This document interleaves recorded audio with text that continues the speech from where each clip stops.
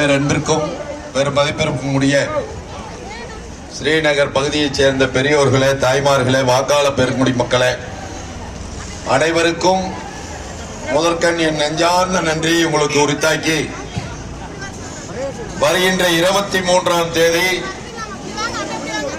நடைபெறக்கூடிய சட்டமன்ற தேர்தலில்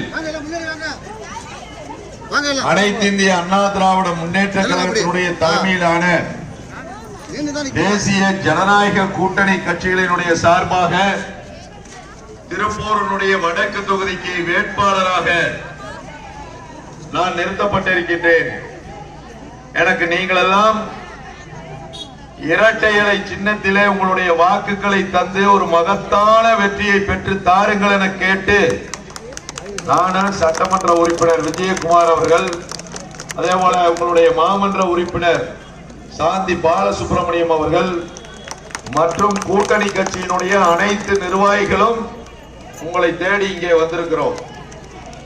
நீங்க எல்லாம் வந்து ரெட்டலைக்கு ஓட்டு போடுவீங்கன்னு எங்களுக்கு நல்லா தெரியும். ஏன் அப்படின்னா 2011லயும் சரி, 2016லயும் சரி, 2021லயும் சரி, உங்க வார்டு பகுதியில 2011 நான் போட்டி போட்டேன். கடந்த 10 வருஷமா விஜயகுமார் அவர்கள் போட்டி போட்டாங்க. இந்த 3 தேர்தலிலுமே எங்களுக்கு மகத்தான வெற்றியை கொடுத்த வார்டு இந்த வார்டு. அதிக வாக்குகள் வித்தியாசத்தில் வெற்றியடைய செய்த வார்டு இந்த வார்டு.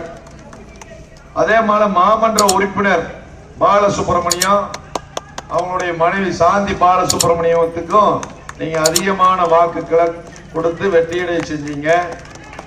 மாமன்ற உறுப்பினரா பொறுப்பேற்றதுல இருந்து பாலசுப்ரமணியம் அவர்கள் உங்கள் பகுதிக்கு எங்களிடத்துல எல்லாம் போராடி அத்தனை திட்டத்தையும் இன்னைக்கு வாங்கி கொடுத்துட்டே இருக்காரு. தொடர்ந்து ஆண்டு காலமா நீங்க எண்ணி பார்க்கணும். எவ்வளவு திட்டம் எப்ப கேளு, ஸ்ரீநகர்ல அது இருக்கு இது இருக்குன்னு ஃபண்டு எங்ககிட்ட வாங்கி நிதியை வாங்கி வாங்கி உங்களுக்காக பல்வேறு திட்டங்களை அவர் செஞ்சு கொடுத்திருக்காரு உங்களுக்கெல்லாம். அதே போல அதிமுக ஆட்சி 10 ஆண்டு காலத்துல நான் சட்டமன்ற உறுப்பினராக இருக்கும் பொழுதும் சரி, விஜயகுமார் சட்டமன்ற உறுப்பினராக இருக்கும் போதும் சரி, புரட்சி தலைவி அம்மா அவர்கள் தமிழ்நாட்டினுடைய முதலமைச்சராக 2011 பொறுப்பேற்றதிலிருந்து குறிப்பாக மகளிருக்காக எண்ணற்ற திட்டங்களை கொடுத்த ஒரே தலைவி இந்தியாவிலேயே புரட்சி தலைவி அம்மா ஒருவர் தான் என்பதை இந்த நேரத்தில் நான் கூறிக்கொள்ள கடமைப்பட்டிருக்கின்றேன்.